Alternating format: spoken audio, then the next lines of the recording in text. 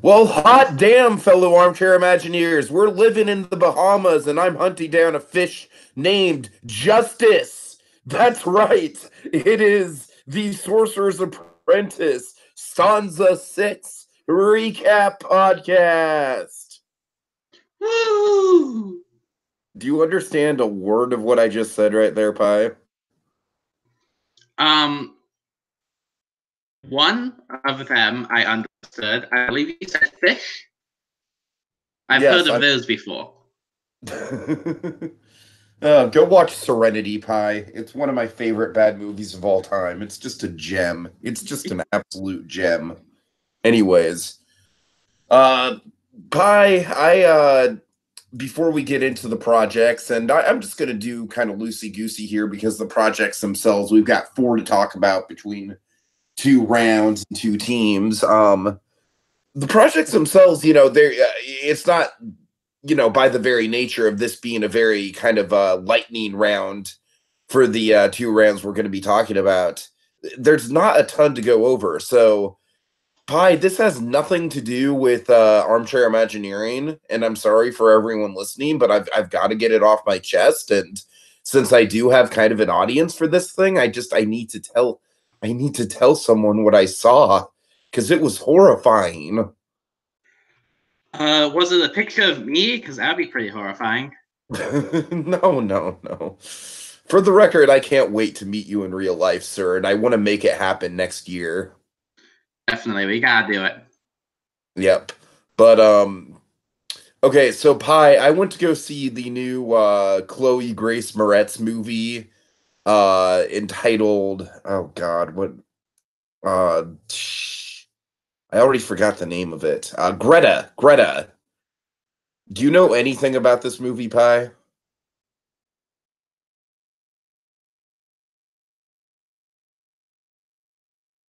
Hello? Oh god. Okay.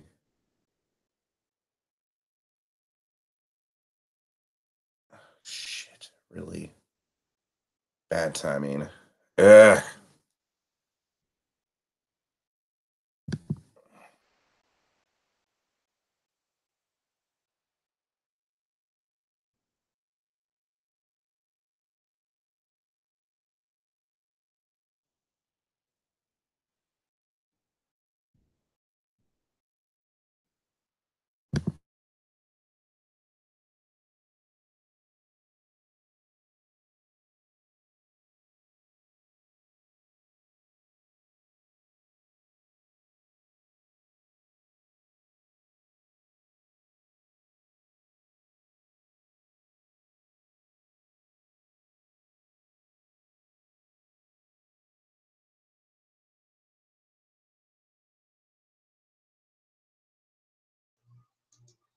Is everything dead?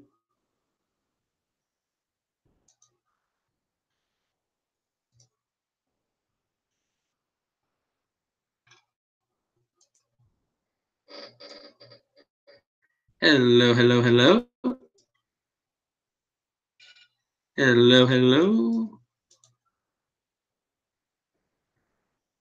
Oh, I'm back. Doesn't look like Tiki is back, so he should be back soon.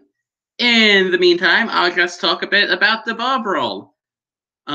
This is the lightning round area, which you guys probably know. This was a lot of fun last year. It led to some of the most fun projects of season 4, where we had the bloody watermelon wall and the volcano bay bro. There's a lot of Team Brava hashtags and running jokes that came from this one. Yeah, Tiki unfortunately has been lost in the quantum realm, but Captain Marvel All comes right, out. Pi, are you there, my friend? Hello? Tiki's back. Hey, yeah, I was just trying to explain this movie I saw and you dropped out. Was it you or me that was having the issue? I think it was both of us. I don't know. Yeah, it was weird because I just stopped hearing you and I wasn't sure if my internet had gone out. So, anyways, we're back. So Pi, have you heard of the movie Greta? I have not. Okay, so I'm not going to bore you with the details. I'm just going to tell you about the most shocking scene in the movie, and I think honestly, having no context behind it makes it even funnier. Okay. All right, so Chloe Grace Moretz has been kidnapped by this French woman who's been stalking her throughout the movie. And she's the French woman is trying to bake cookies with her, right? And so they've got like those little cookie cutter things where you cut the cookies into various shapes. Yeah. Well, Chloe Grace Moretz, she straight up goes for like one of the star cookie cutters. Bam! Cuts off freaking Greta's pinky finger. But that's not even the most shocking thing about it, Pi. The most shocking thing about it is that after that happens, like a scene later, we get a scene of oh god, it's awful. Oh, it's honestly one of the most brutal things I've seen in in theaters over the past year or so. Ooh, we get a scene of Greta injecting herself with some sort of antibiotic in the finger wound.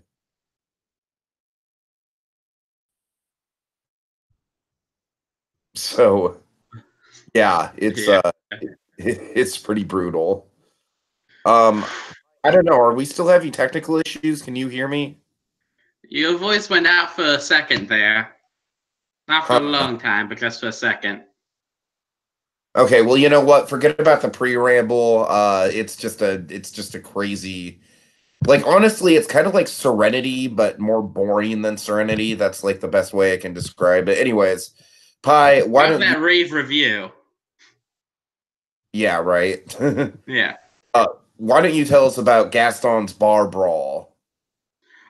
So as I was talking about briefly, while you were having technical issues and the time when they can hear me and they can hear you, it's a lightning round, and a lot of these projects can be focused on more fun concepts, just kind of cheesy and goofy, or projects that lend themselves to being a bit more cheesy and goofy.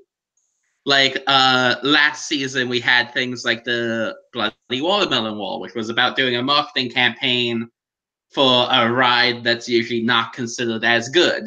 Or this season, we have like the viral marketing campaign and the bathroom project. And it's a really interesting take on the lightning round. We're doing some real solid Imagineering work, but there's just a lot of fun in it. And I really like that about the Brawl. All right, so And so Pi, far, there's been some good projects. can you lay the groundwork for how exactly the bar brawl works in terms of like the elimination structure and everything? Because that's one of the things I was kind of a little confused by.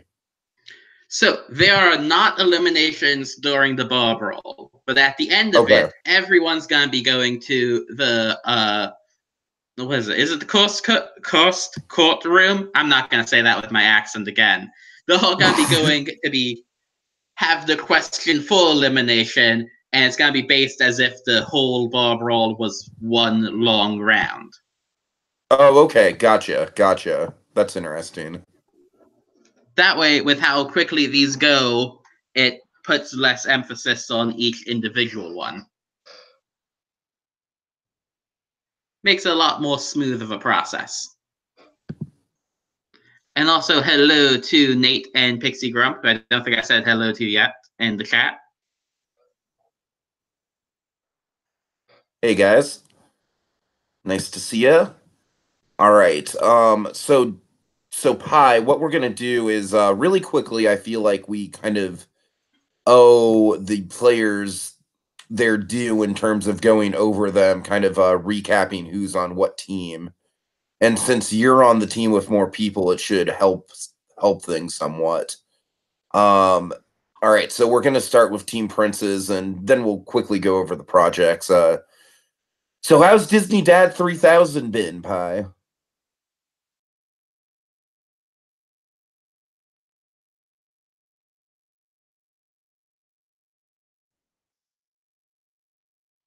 I'm just gonna have you like assess your team as a whole. Like no pressure here or anything. Are you there? Oh boy.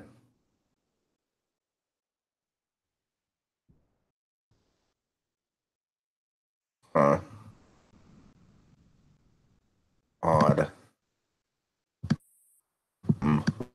Hello? Hello? Is Sam sad again? Yeah, problem. I don't know what's happening. Huh. That is unusual. We don't usually, I mean, we usually have a bit of issues, but not too much. I mean, this is worse than usual, but I don't know. We'll just try and plug along, I guess. You know what, Yeah, Pi? I would get into a cast assessment, but honestly, I kind of feel like given the technical issues, we should probably just sort of lay out who's on what team. We don't really have time to really assess them individually, and then jump that's a right good point. into projects. Yeah. Okay. So, all right. So let's see. So Team Princes, we have Disney Dad 3000. We have Evil Gidget. We have Fire Mountain. We have Paragon Studios. We have Outbound, and we have some loser known as Pie on My Cake. But that guy's gonna get eliminated for sure. That guy's like he's like the goat, man. He's like the why are you dragging him along? Simply because you can beat him in the end. Poor soul. Oh yeah, no, I am purely there so somebody can choose me for the final two because they know the jury will be like, eh. Exactly. All right. Pi, really quick, any big standouts on your team? Like, I'll ask you this. I'll put some pressure on you. Okay? And this is a Okay. big question, and me asking big questions tends to give us technical issues, so hopefully we won't have that now. Out of anyone besides yourself, Pi, who do you think has the biggest winning chances on Team Princes? No pressure. It's really tough to say because each round seems to have a different person who's really taken a front runner role. I think Pergrand and Outbound and Evil Gidget have all three been taking a lot of excitement and been doing a lot, taking turns on who's being the most active or the most out there in what they're doing. But those three guys are just really ones to watch here. Pergrand, especially coming off of the poop around, because, you know, with his knowledge in animals, was super involved in that one. Though, especially Outbound did a lot of that presentation, which was a big standout part of the project. It's Yeah, tough to choose. Everyone's been strong in their own ways and in different areas and at different times. really makes me want to like jump in and play one of these things soon because it's just like the camaraderie between you guys and how you guys kind of like work together and like really use each other's strengths. And then to me, the excitement of these Imagineering games is you know that eventually the guy who helped you create that awesome project is going to be working against you competitively speaking. Like I find a really interesting sense of social dynamics in that pie, like in a similar Survivor-esque way. That's honestly kind of like one of the big things that I think makes So You Want to Be an Imagineer work as well as it does as a game. And obviously, the Sorcerer's Apprentice probably does it even better than So You Want to Be an Imagineer does. All right. It's a really Okay. interesting facet.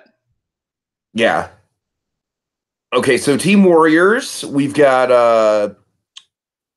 Brer Oswald, we've got Disney Man 1, James G, our very own Nate, Space Mountain, and Twilight Zone. So, Pi, honestly, I feel like these guys are way more like old schoolers. You got a lot of more old school, even if not all old school people, a lot of old school style of play on this team. Yeah, James G strikes me as someone who might not necessarily be old school in terms of being a player who's been around forever, but very much has an old school play style. So does Nate, honestly. Yeah. And Probably Twilight just Zone popped up saying, hey, I'm new.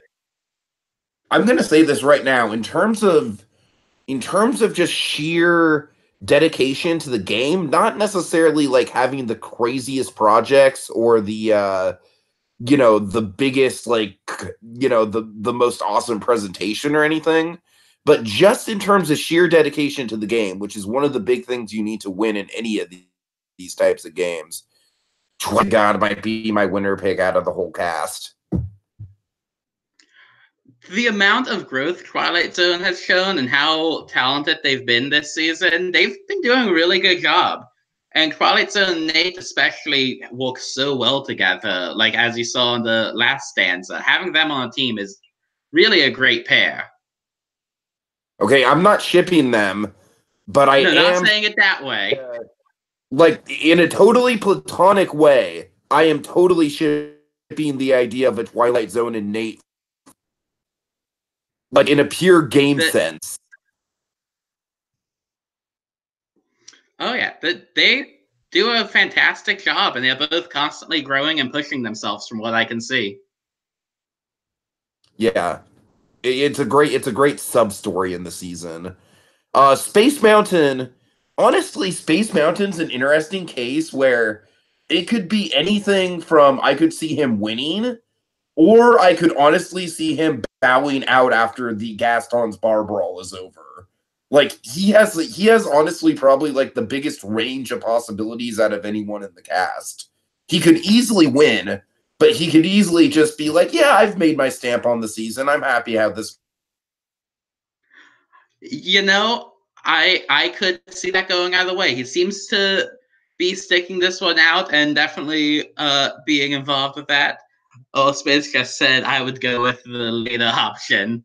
So maybe it is a sign that if it gets down to the finals, he might bow out and let some other people take the lead. It's been interesting seeing him in this, though, because I think this is the only team competition I've seen him be a part of since So You Want to Be Imagineer season 14. And that one, him and Monroe had both bowed out like round 3. Also, I don't know if sound went out. Can anyone in the chat hear me? If you can hear me, let me know. And I'll keep talking.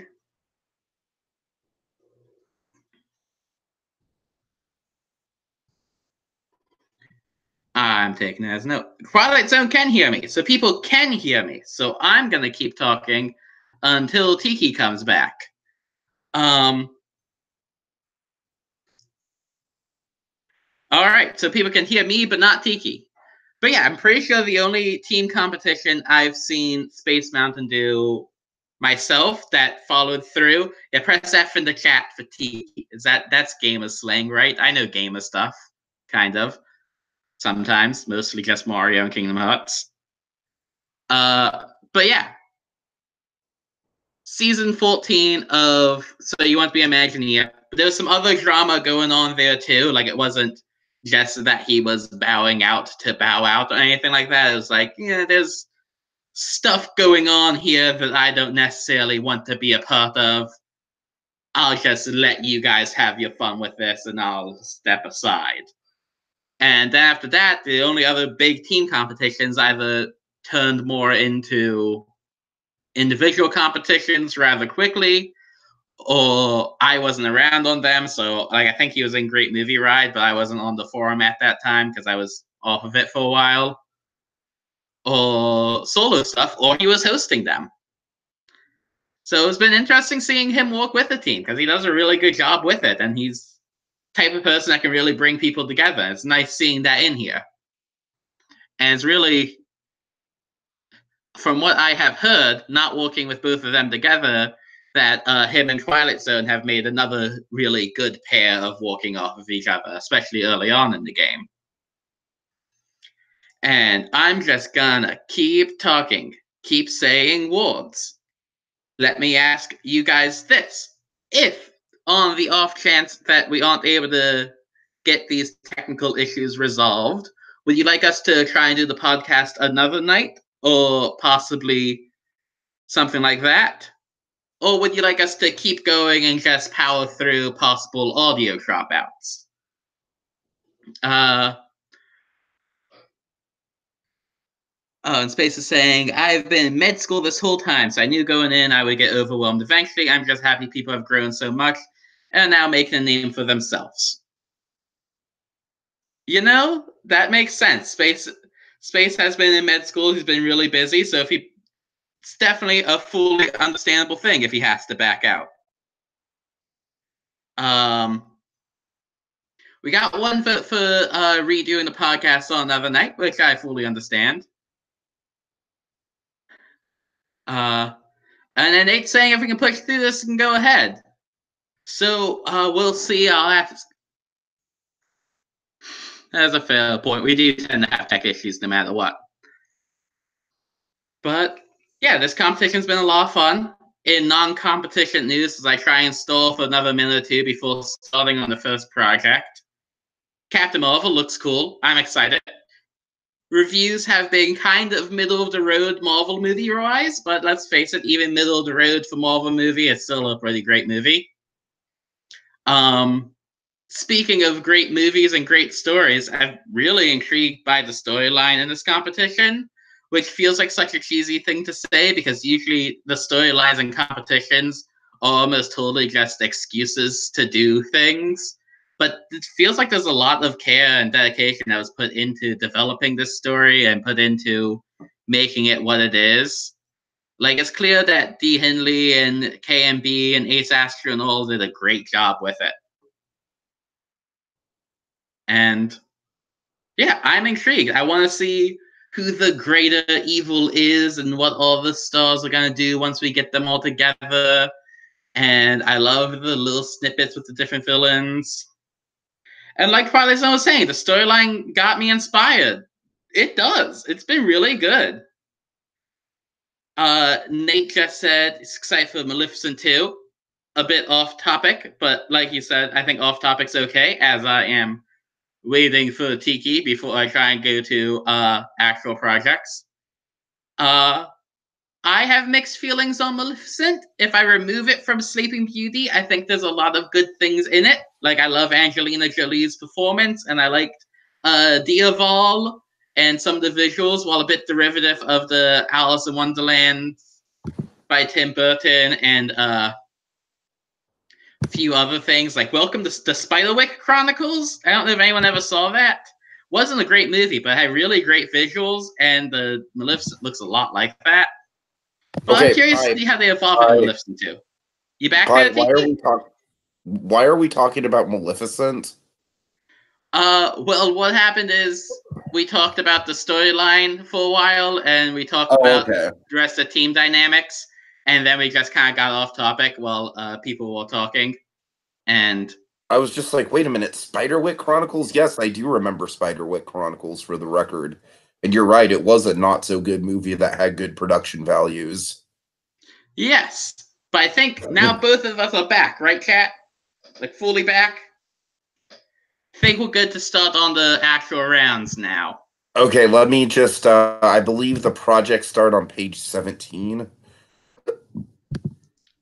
I can double check that for you if you want. I have it right up here. No, I got it. I'm like 99% sure. Okay. Yeah, page 17. Yeah. Okay. And Pi, just for the record, my internet has been kind of going in and out, so if that happens again, you know, you did the right thing talking about the storylines and everything, and you know, by all means, it's fine. But you know, just for the record, just keep going, man. Just keep going. Just keep plugging through the projects at any cost. Fair enough. Now we're getting started on the projects. We'll just keep going if one of us goes out. Exactly. So, all right. Okay, so let's start with Team Warriors. Woo! I'm surprised I haven't made that joke so far this season. All right. So, also, you are apparently a zombie or a ghost, or according to Space, was snapped by Thanos, but the Avengers saved you. So, all right. A lot of fan theories there. Microverse, Avengers, it all fits together. It all fits together, Pi. Exactly. All right. Hashtag it's all connected. Oh, God. Okay, so speaking of connectivity, what do you think of the, first of all, you want to set up the viral round? project was to do a viral marketing campaign for Passed Around in the Sorcerer's Apprentice universe. They went for one of the strongest projects in the Sorcerer's Apprentice history, the Microverse from Season 4, whereas Team Princes went for the oldest project from back in Season 1, the very first project and the very first winner. Nice. Interesting. It's kind of like a legendary new school project versus like kind of like a sort of a historic project. Oh yeah. All right. So Team Warriors doing the Michael Jackson tie-in. So Pi, I'm just gonna address this up front just so we don't have any controversy, and maybe bringing up the controversy in itself is controversial, but whatever. So there's a documentary out right now about Michael Jackson. And yeah, they got this project in 1 week before it became. Ooh. Yeah. I just want to state for the record that I have not seen the documentary yet. I intend to watch the documentary. I intend to give my thoughts on the documentary on our next movie memoirs podcast.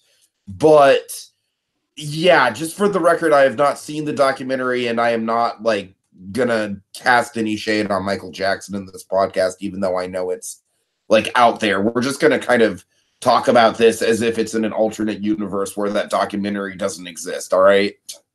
Yeah. Good call. All right.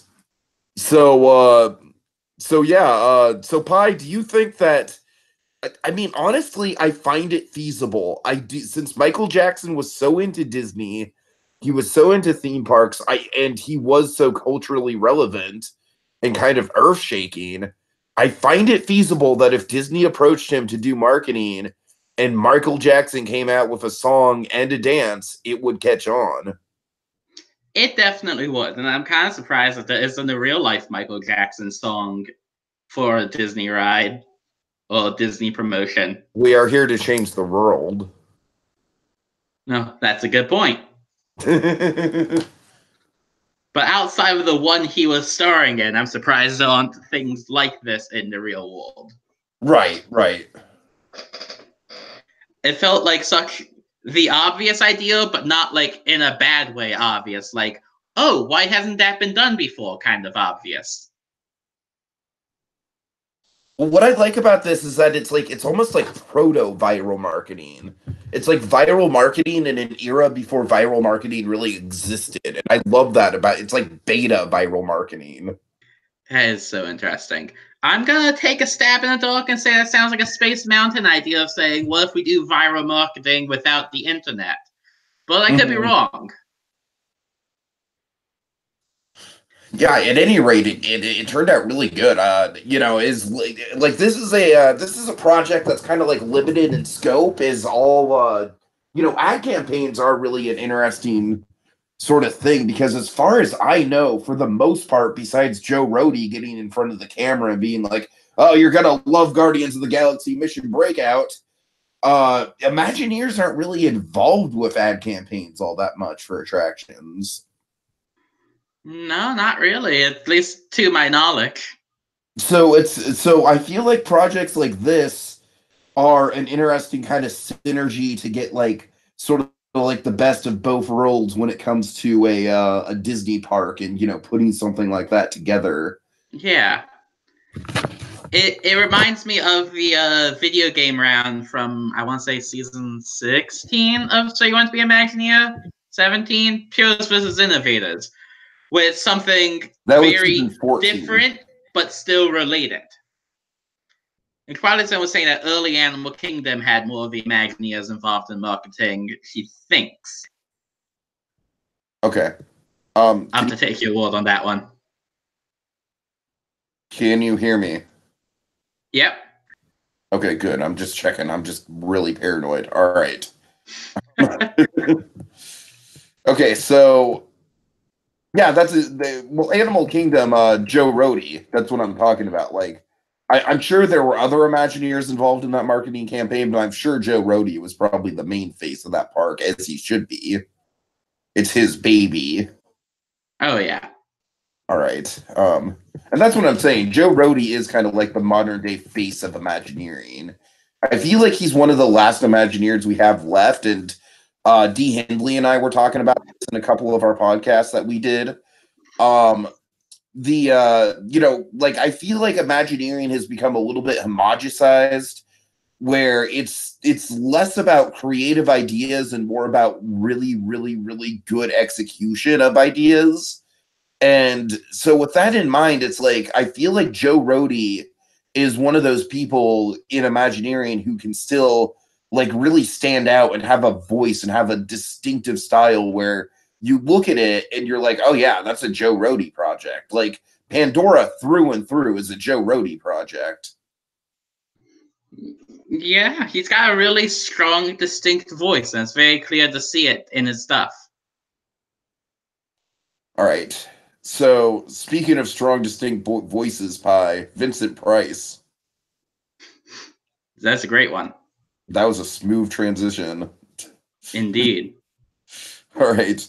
Pi, I want to go on a mini tangent here because I love this whole idea of VHS tapes sort of like planting stuff in your mind.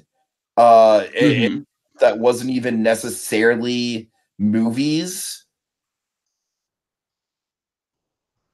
I don't know. Do you have any of that? Like, do you have any memories of like specific trailers or commercials that were before movies that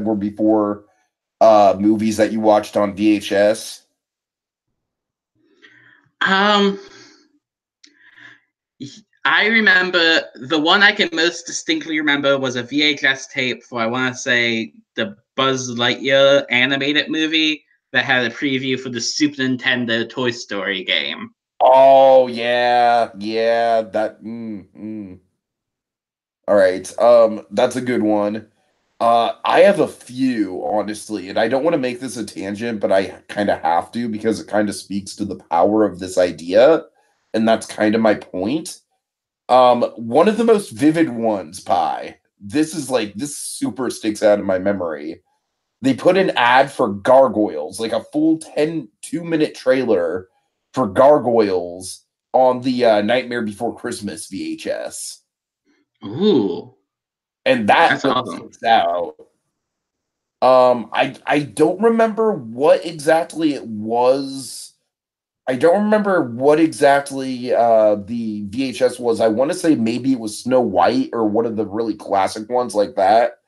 But I remember a Disney World commercial where the little kids were sleeping in their hotel room, and then there's a ring on the phone, and Goofy's like, "Oh, kid, it's time to wake up. You got a full day of parks ahead of you," or something like that.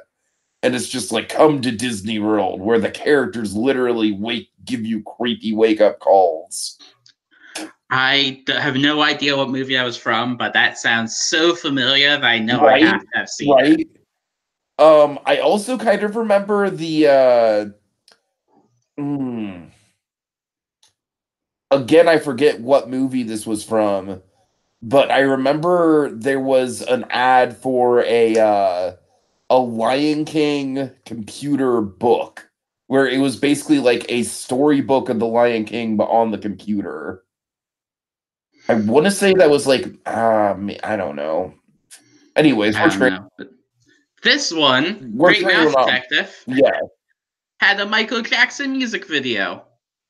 apparently. I Oh didn't boy, get this movie till it was on any memories DVD, like so I that? can't say. I'm curious. I'm just calling. I'm calling out. Anyone in the comments have any memories like that? But you know what else I remember, Pi, very distinctly on What? the DVDs we'd have on the Disney DVDs we'd have coming soon to theaters, and Oh, then that was coming very soon to distinct. own on Disney DVD. And Twilight Zone is saying that Meet the Robinsons had something special on it on the VHS. Oh And yeah. that there was a Millennium Celebration commercial about a little kid taking her first steps to Mickey, Oh, which in that's awesome. my mind I remember implies that. that Mickey is the father. But Yeah, yeah, nice. yeah, Oh boy. But yeah, Michael Jackson music video. Like, Yes, yes. does anyone in the chat know? Did you guys like actually write this song? Was this like a music loop you found online? Because it's really good. I mean, I know you wrote the lyrics, but the music is very nice.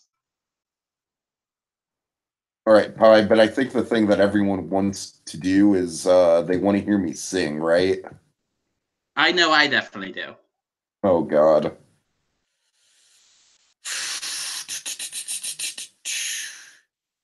All right, well, if I've learned anything from my dating life that could backfire on me, it's to screw it, dive right in. Let's do it. Right behind our feet, to a rhythm soft and sweet, is a song that seems to get our bodies moving. You can feel it in the air. You can feel it everywhere. Before long, you will soon be up and grooving. Feel the rhythm start to swell. It starts soft, so small one can barely tell. Then the song, it starts to grow. So dive in, that's how you know you're in the micro verse. Micro verse. Feel that power rising up. Feel your blood beginning to pump. Is this a blessing or just a curse? You are in the macroverse. All right, that's all you get. I did not realize that we had Mr. Jackson on this podcast himself. But apparently, Disney Man 1 wrote the song and made the music, which I had no idea because it sounds so professional. I just assumed it was a music loop you guys found. That's amazing. I want to thank Disney Man 1 for writing this great song for me. All right. Oh, that was awful. That was truly awful. Not the Could have been worse. I could have sang it. No, seriously though, and the fact that he even went as far as to do sheet music, which I probably should have paid attention to. It's fantastic. There's clearly a lot of care and work that went into that. And I love the dance to go with it too.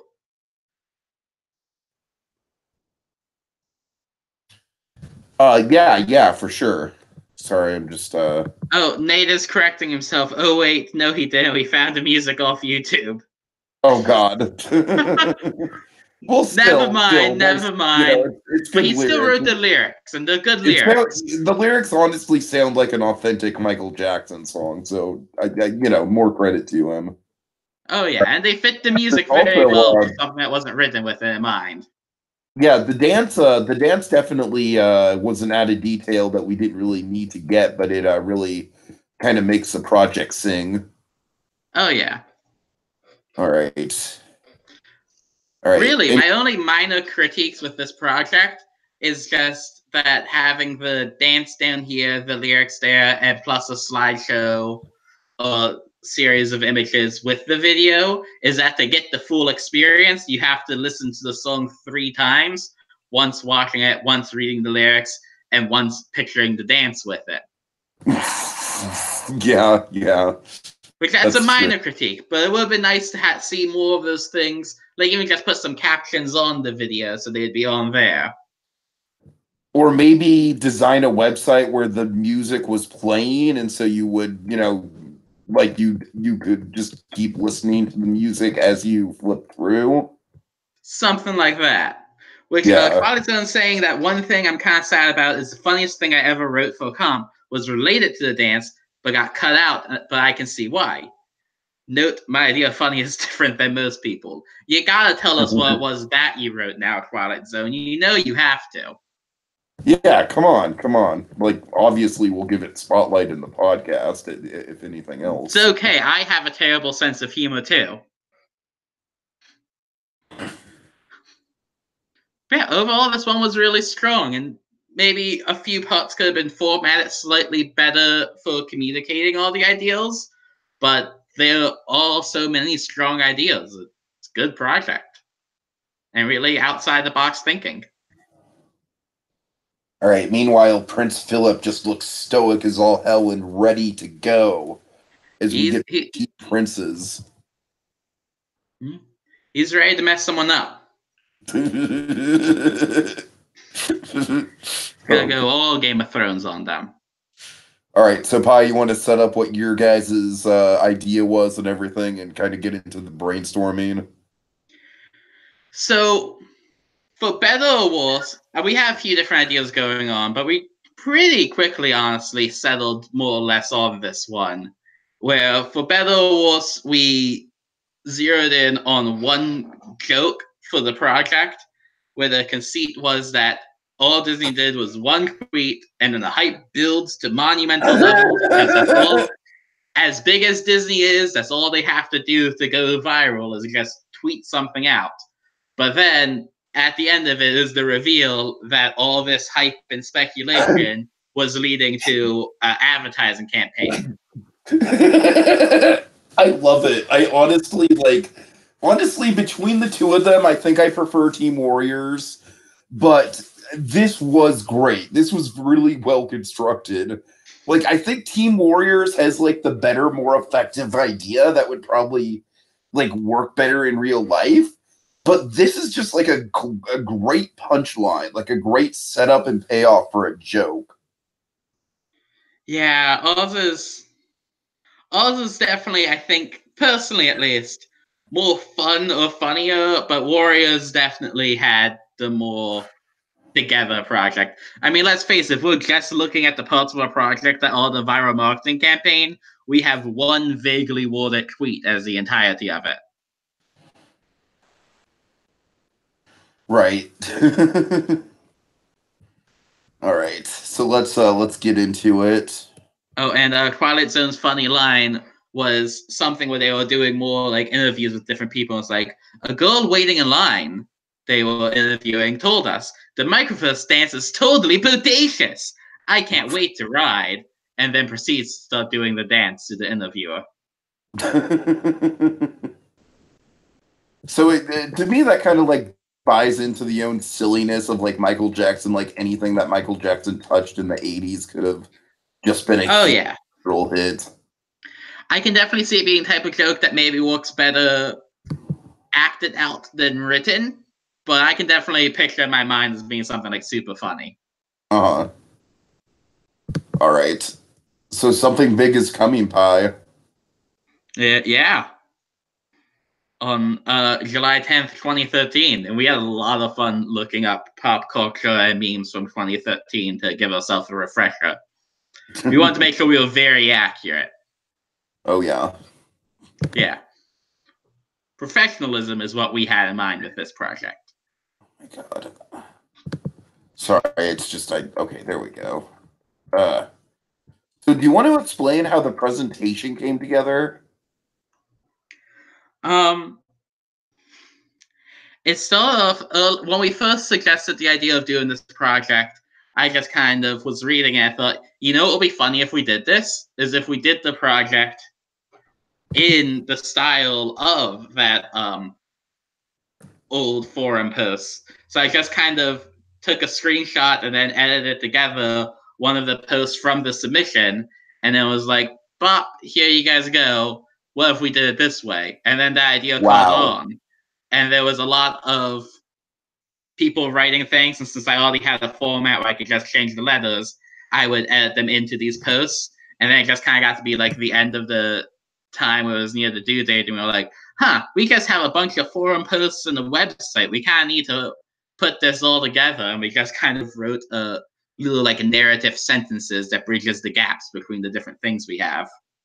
It just kind of came together in that we made it and then realized we needed to put it together. I mean, Pi, I gotta be honest with you. That's a super creative way to do a project, man. I'm really impressed with that.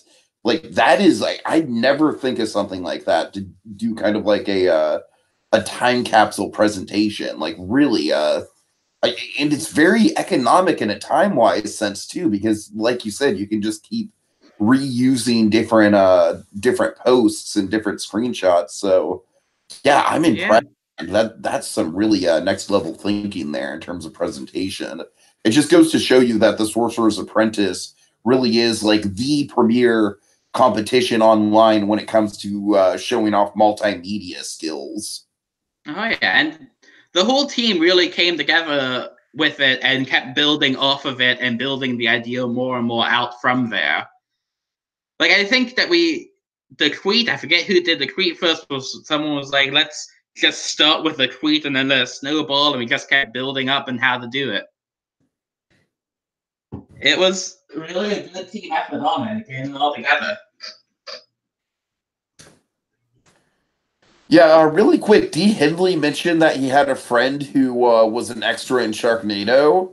And I just want to mention that Brad Jones, the cinema snob himself, not him, but one of the people in his crew, I believe it was either Dave or Brian, they had a cameo in either Sharknado 2 or 3 as apparently a guy who picks up a trident and just runs charging into the middle of the Sharknado.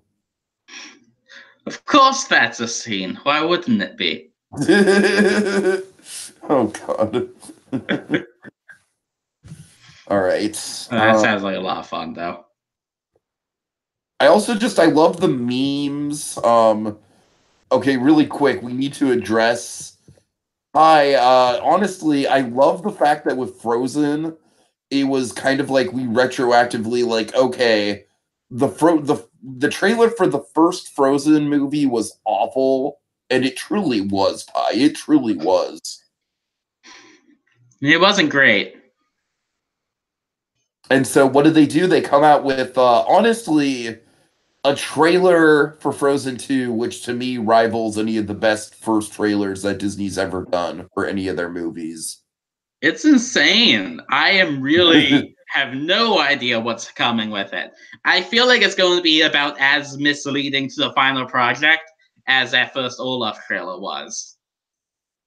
I hope. Yeah, like Protestant said, he thought the movie was about a snowman at first, which is understandable because that's all you saw. I hope it's not misleading because that trailer is like exactly what I want a Frozen sequel to be, like really on the money. I'm tentatively optimistic, but I'm not holding my breath for it to not be like the rest of the Frozen stuff. All right. I like Olaf's Frozen Adventure. It was ill-fated being attached to Coco. I feel like on its own, it's fine. Yeah. Anyways, so yeah, like I said, there's not really much to the idea. It's just kind of a big punchline and payoff. But my God, I feel like the presentation was really on point. Which that is probably one of the strongest aspects of Team Princes, that we're very good at having just about everyone on the team is able to do so many different things that each presentation is able to do some kind of new crazy stuff. Yeah. So Pike, who ended up winning this this project? I believe it was Team Warriors. I don't want to say with absolute certainty, but I'm pretty sure it was Team Warriors won this one. Prince Philip was defeated. Indeed. Like I said, they did a great job with a lot of different aspects to their project. And while it might not be as like over the top funny, it was so solid and such a good idea that I fully understand why. And Protestant just confirmed that, yeah, it was Warriors. All right, and yeah, I could like honestly out of the two, like I said, I feel like the your guys' project was a great setup and payoff, a great joke.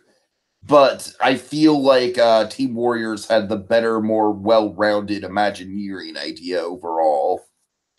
I gotta agree. We got, for better or worse, we went all in on the joke, but that meant that the actual part of what we were supposed to be working on was just the one sentence tweet.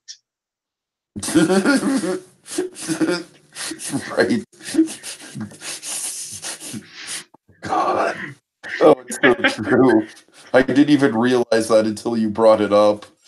It's really fun. It was a lot of fun to make, and I didn't even quite realize just how much. Just the only thing that's related to the project. Oh God. All right. Okay, so it's dinner time, Kronk. I can't do a Kronk voice. Oh, the Cynic. poison that we're going to use to poison Cusco. Cusco's poison. There we go. All right. Pi, you know what we're going to do? What? We're going to turn him into a flea. A harmless little flea. And then we'll put that flea in a box. And then I'll put that box inside of another box. And then I'll mail that box to myself. And when it arrives, I'll smash it with a hammer. It's brilliant, brilliant, brilliant, I tell you. Brilliant, I say. But to save on postage, I'll just poison him with this. I love that movie. Got to get it out there when we're talking about Emperor's New Groove.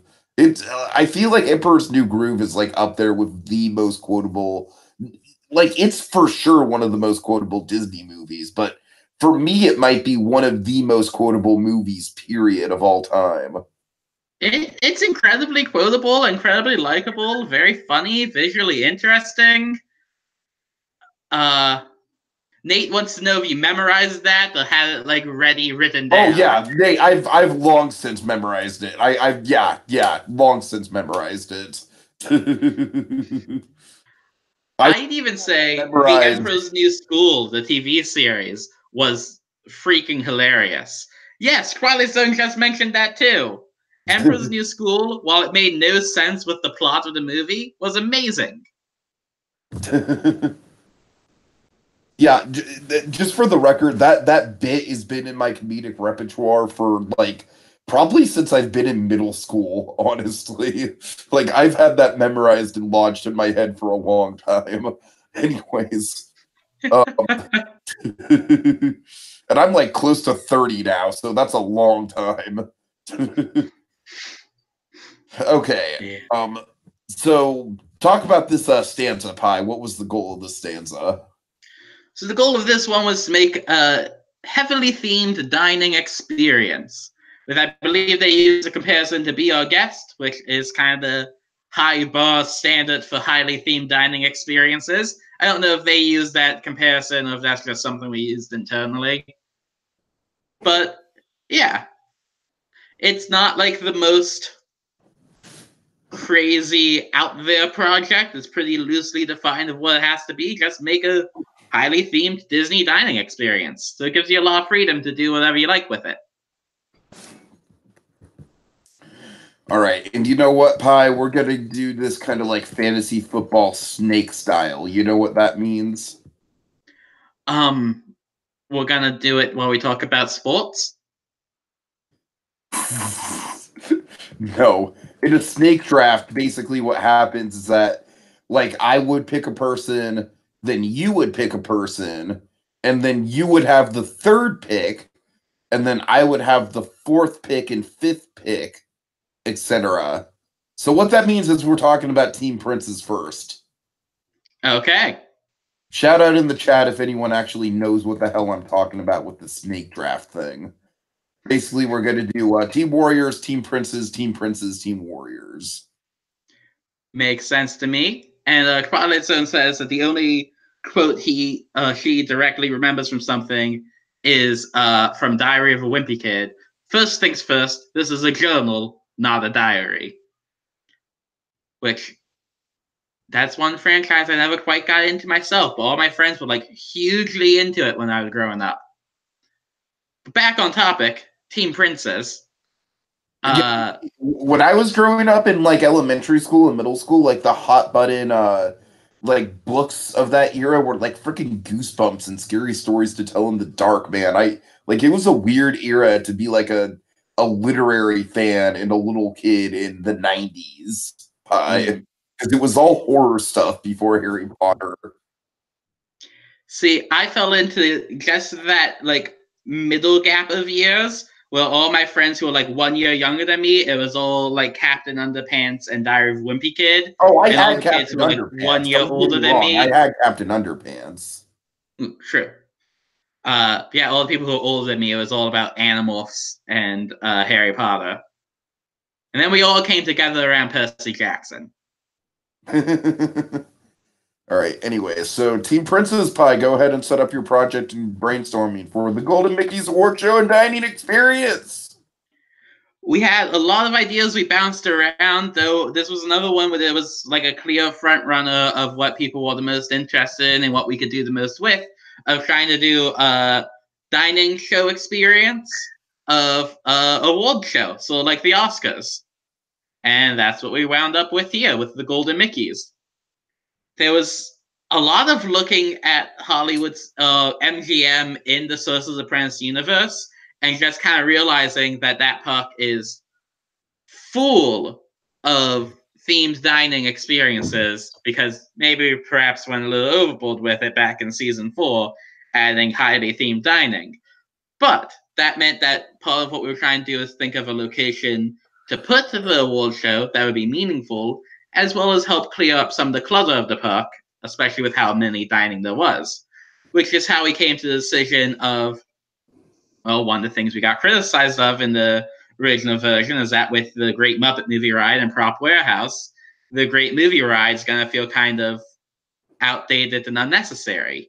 Couple that with the commissary and sci-fi booth being kind of unnecessary with all the dining in the park. We clear that out and put the Golden Mickeys in the Great Movie Ride, and that frees up space and the bottleneck, and something we wanted to do with the original MGM project but never got the chance to, of widening up the alleyway that is Commissary Lane.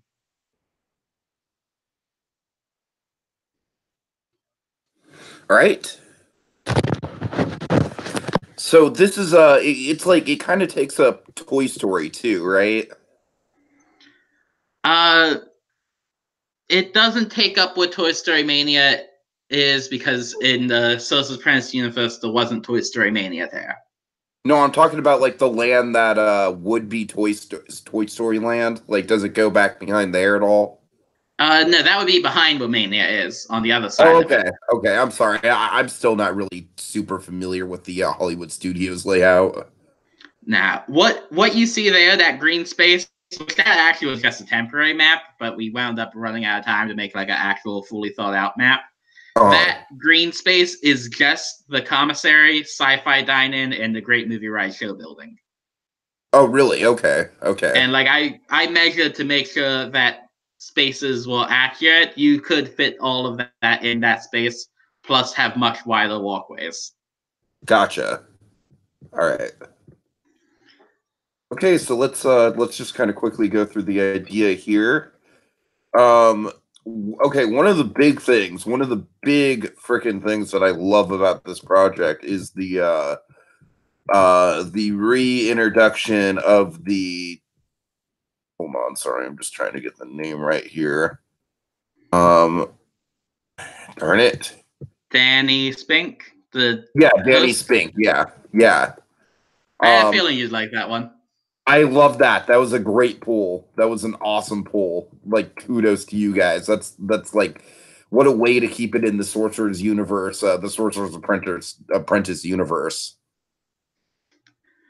Like, that reference honestly just kind of came about because I'm bad at names, and that was a personal favorite project I worked on. And that was actually from So You Want to Be an Imagineer, not from Sorcerer's Apprentice. Oh, yeah, that's right. Yeah, my bad. I'm sorry. I'm bad with keeping up with my own mythology, Pi. I really am. It's okay. But yeah, what is this? A crossover episode? There should be a crossover season of So You Want to Be a Sorcerer's Apprentice. That would be pretty interesting. Maybe like even just like a short season that's only like 4 rounds long. Like how the Defenders was like a special limited time thing. Yeah, exactly. Anyone in the chat want to see that? Want to see us work together on something like that? I think that'd be pretty awesome, actually. Come to think of it. But yeah, that really just came about because I'm bad at coming up with names and new characters, and I was writing up that and just thought, you know, it would be neat to use, and I just put Danny Spink Jr. Well, honestly, Pi, it is neat because, like you said, it does kind of. I feel like it is the first time that the So You Want to Be an Imagineer universe and the Sorcerer's Apprentice universe have crossed over. So To quote Red Letter Media, it broke new ground. ATSTs, ATSTs. Oh God, Pi, that might be one of my favorite videos on the internet. It's pretty high up there. Anyways. Princess Leia's non-biological father. All right, I'm sorry. I could. That's one of those. That's another one of the things in my comedy repertoire I could just quote all of if I wanted to. Anyways, I'm sorry. Where were we? Let's. Do you have anything else to say before we get into the menu? No, I say we dive right into the menu. Okay, I love this menu.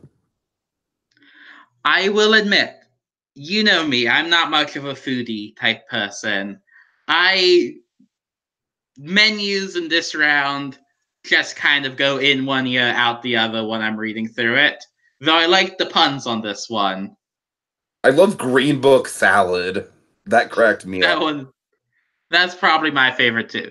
That one and Lord of the Onion Rings. Yes, Lord of the Onion Rings. The Gladiator Caesar salad. Honestly, I love the idea of the Titanic fruit soup. Just the whole idea that you have this Titanic floating around in your soup, and the goal is to not sink it as you're eating the soup. That would be so much fun. Like, that honestly sounds like something they would do at Trader Sam's. And Trader Sam's does have a drink called the Shipwreck. So get on it. And that's actually one of the more famous drinks at Trader Sam's, because whenever anyone orders it, the bartender yells, "We're in the middle of a shipwreck!"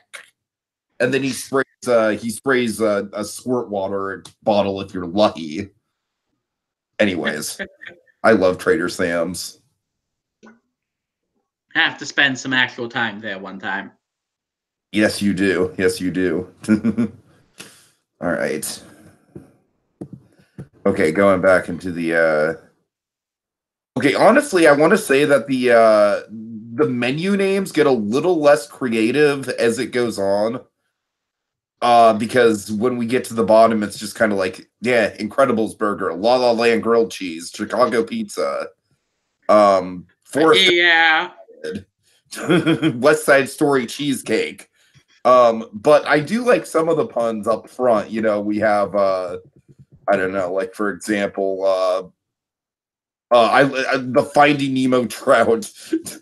We found Nemo alongside baked beans and rice. That is pretty fantastic. It's an obvious joke that's been made before, but it's still hilarious. I also love Unforgiven Ribeye. Honestly, that might be one of my favorites. It's not really a pun, it just sounds like it would go together, and it sounds badass. It sounds like a special they'd have at Outback for a month. It'd be popular, so they'd bring it back like every year at the same month. That's oddly specific, Pi, but you're right, it does sound like something like that. Oh, God. All right. Okay, yeah, I forget who did the menu, but they did a good job with it. They're, like you said, I think they definitely were writing them in order, and by the time they got to the end of it, it was like, I've done like 30 of these. How about La La Land? All right. All right. I gotta say, Pi, audience participation shows freak me out a little bit. Understandable. I always get a bit. I always am silently wishing they don't pick me. I gotta tell you, a setting like the Golden Horseshoe is an exception, because I did enjoy Laughingstock, and Laughingstock was a setting where I actually really wanted to be picked for it. I'll tell you where it made me super uncomfortable. And that was kind of the same technology, like honestly, a very similar comparison to this. And that is a laugh floor. I can see that.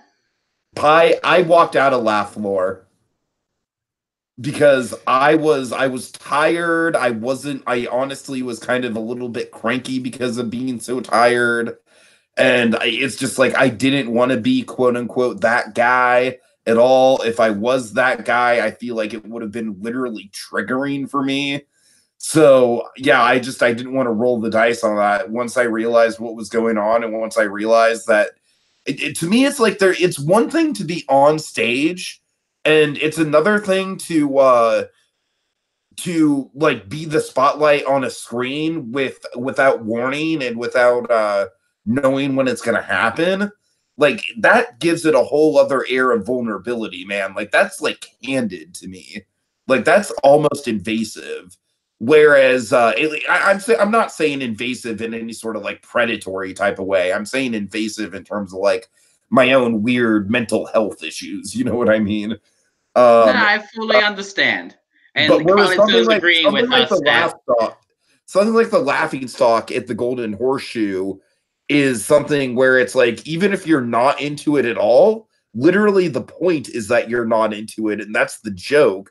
And so you can almost kind of play up how not into it you are, and you can just have fun with it. And it's like it's not a very high pressure situation. that makes sense. All right. Which, for the laugh floor, if you ever want to make sure you're not on one of the screens, I can't say with 100% certainty, but if you sit in the back row, I'm like 90% sure that you can't be on the camera. Well, that's good to know. That's good to know because it just, I don't know, there's something to me about Pixar and theater attractions that are unnerving to me between that and it's tough to be a bug. I definitely get tough to be a bug. I like it, but just about everyone I know, that is the one ride they won't do in the full parks, the one attraction. Yeah, I mean, here's the thing. I like it too. I think it's executed well. I think it's got some great mood and atmosphere and some really good animatronics. But, big but, it's invasive. It's simply invasive on a sheer like tactical effects point of view. Yeah, it has a way of getting in your head, and if you have even like just the slightest amount of bug phobia, it's uncomfortable. Yeah, yeah. But back onto this project, I put those Monsters Inc. style things just kind of on a whim as I was writing it, because I was trying to think of a way to do some audience participation. Looking back at it, I kind of regret doing that because for the reasons you're saying, I think it could make dining an awkward thing. I feel like it's bad enough just being in a regular theater if you're kind of awkward, but imagine you have like a big bite in your mouth. That could be gross for a lot of people, embarrassing for a lot Exactly, of people. exactly. I kind of regret throwing that in there. It could ruin someone's date night pie. I can see that. Anyways. All right. Anything else to say about the show or the menu or anything, or should we move on to the last project? I think we're ready to go on. I think we got covered more or less the basics here. Okay. All right. So let's move on to the last project of the night, which is Team Warriors. Woo! All Which right. So I'm gonna start by clarifying. I think Team Warriors did a fantastic job here with what is there, but I'm not going to have a lot to say about it because most of the project is menus, and as I said, those kinds of things just go in one ear, right out the other for me. But I think you guys did a fantastic job on those menus, and they look very nice. And I love the pictures and the idea. I just know I'm not gonna have as much to say here. I'm literally trying to crack my knuckles in front of the microphone because I'm ready to talk some menus. Go for it. I'll be the foodie guiding you through this journey, my friend. And fair, Go if for it. you ever come to visit me in Petaluma, I don't care if you're not into food. Dining is like 90% of what we're going to be doing. I do enjoy food. I mean, I have it multiple times a day. All right, all right. I just had I just had the most awesome bacon wrapped chicken pie at a local Brazilian barbecue place. That's how good the Petaluma food is. I love it. Does sound yummy. All right. Okay, so yes, let's talk about do you want to talk about the expansion itself and then I'll take the lead on the menus? I think that the New York street was an interesting idea, but where the original New York street was gotten rid of for Muppets, it felt weird to bring it back for that small area. Though I do understand the idea and I do love New York Street and it would transition very well to the Muppet version of Manhattan. It just felt like an odd choice to base this around. All right. Okay, so with that in mind, let's get into the menus. And for the record, I do think for what it's worth, I think the idea of having a New York street in itself is fine. And I do like the idea that both these restaurants feel like authentic New York experiences. So I do think that it checks the marks. I don't have a strong opinion on bringing the original land back one way or another because I'm not as big into the history of the park as you are. But for what it is, I feel like it was kind of like a no frills idea that they did well enough. Oh yeah, it was definitely executed well, and while I think it was perhaps an odd choice, I love it. I Streets of America and New York Street is one of the things I miss more than just about everything else from the old MGM. Uh-huh. All right. So with that in mind, hopefully these load. All right. So Bowery Deli specialty sandwiches. Honestly, I really like the idea of this restaurant. I just feel like holy crap, these are some overpriced sandwiches.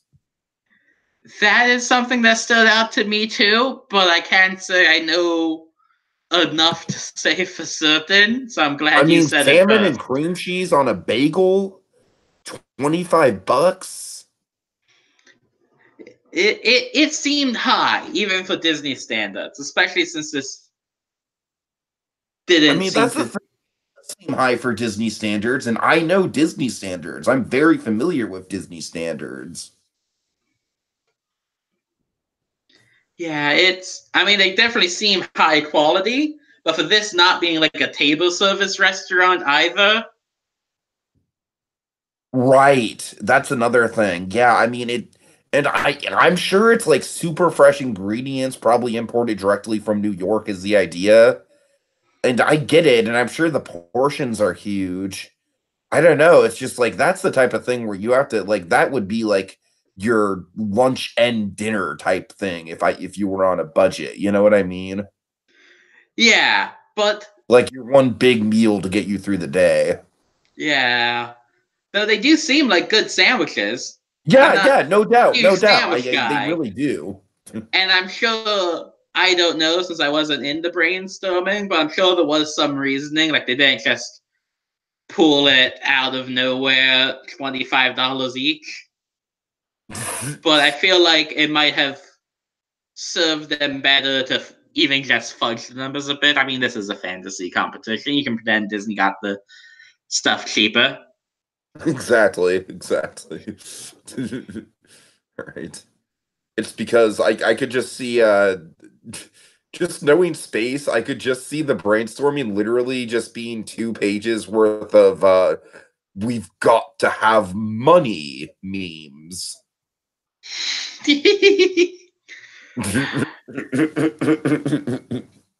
All right. Oh boy. Um Yeah, I just like the touch that they're like all named after different boroughs, though. That was nice. that was a nice twist, yeah.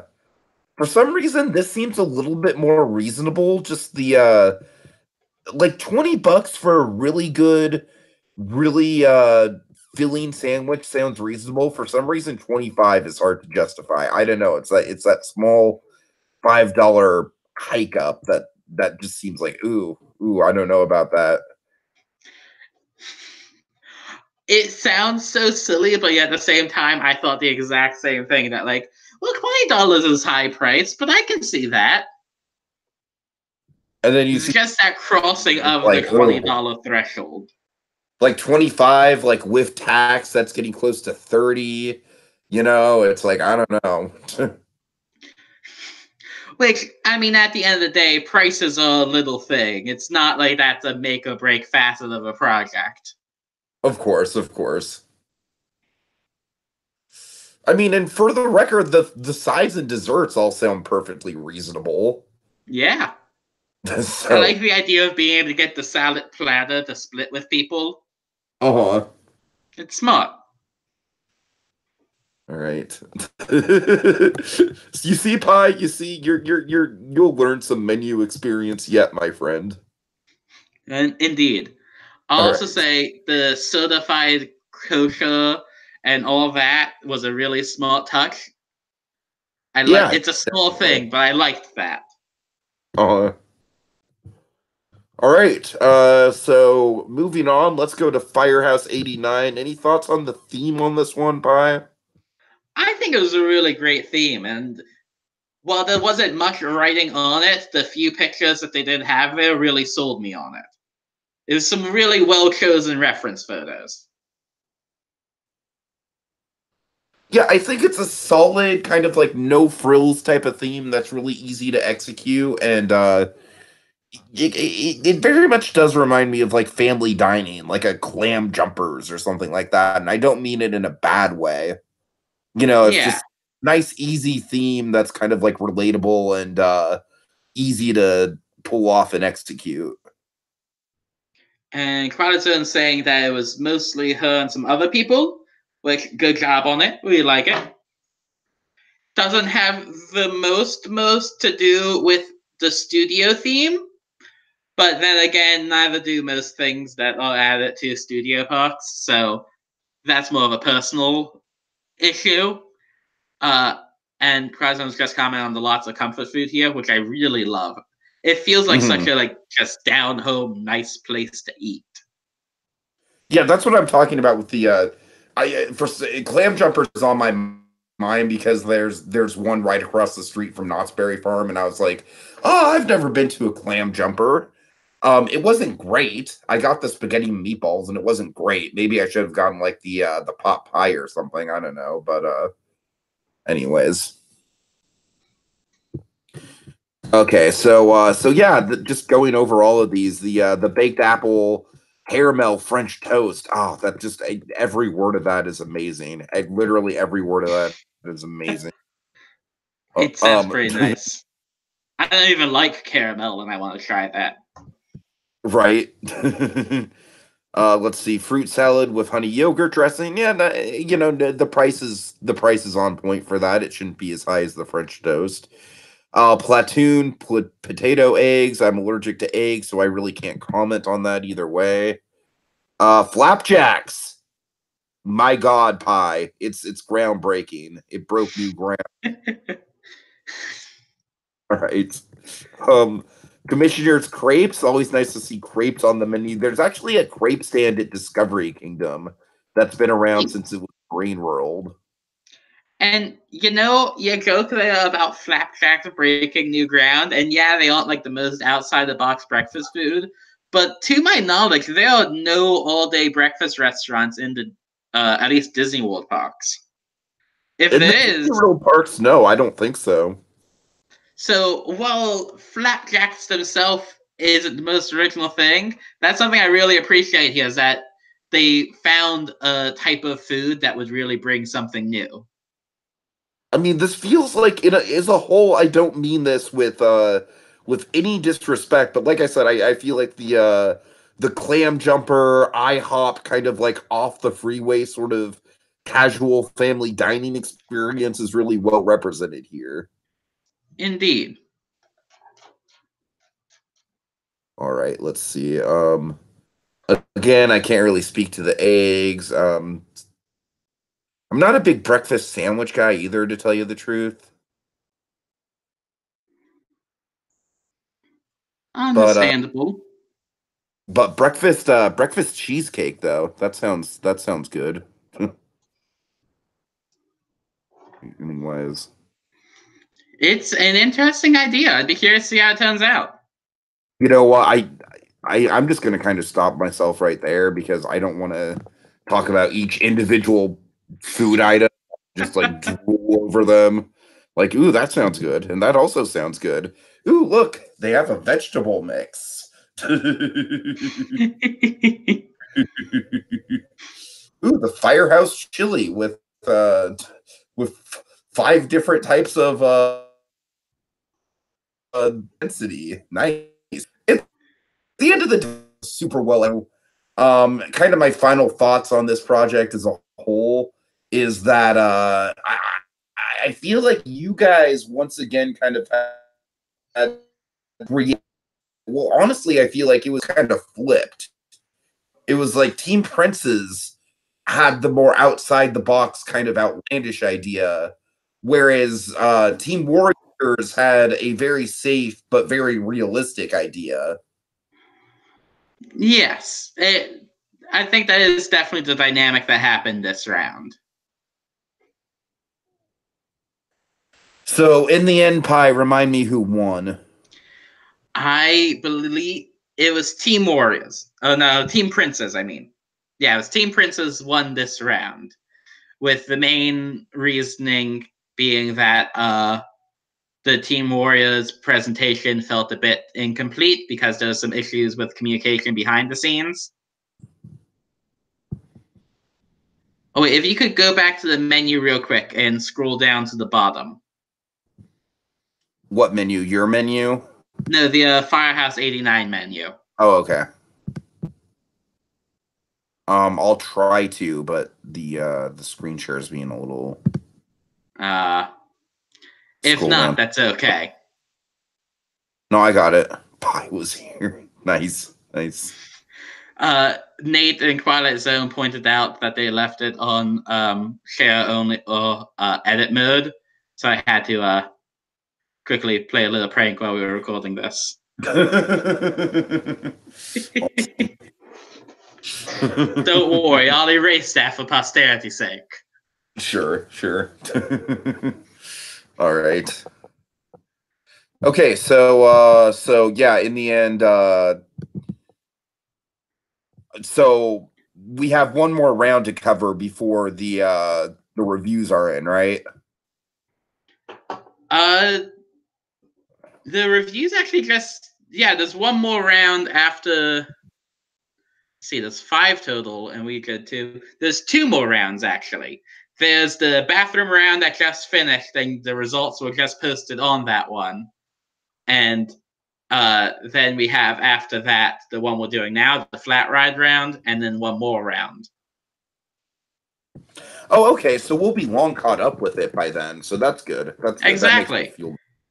And something I did not notice till Nate just pointed out is that Yzma's mouth is above her eyes on the banner there. And I did not notice that, and now it's all I can see.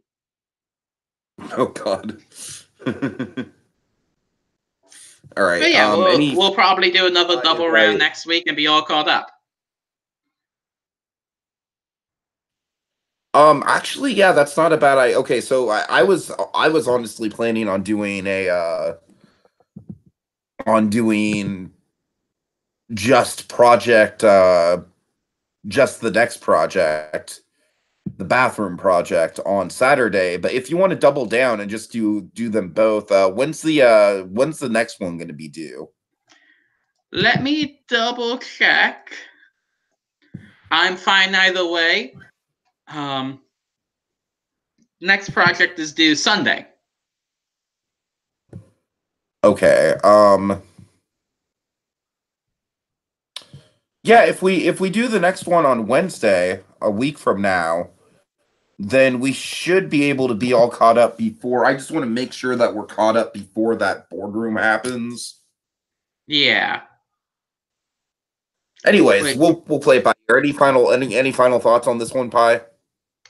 Final thought. I think it's really funny that the restaurant challenge led into the bathroom challenge.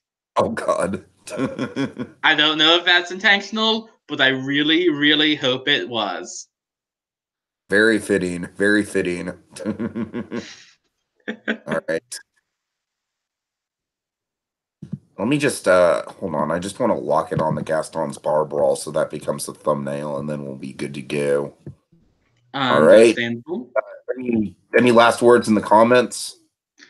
Nate and Twilight Zone both talking about how it was Sunday, but I missed that being them saying that because I was looking it up in another tab, and I come back and they already told me the answer. I'm really good live streaming stuff. All right. So thanks to Nate and Twilight Zone for joining us. You guys are awesome. I am loving covering the season so far, and I'm glad that we're finally almost caught up with it. And I will see you guys later. You know why, Pi? You know why? Why? Because we've got to have money.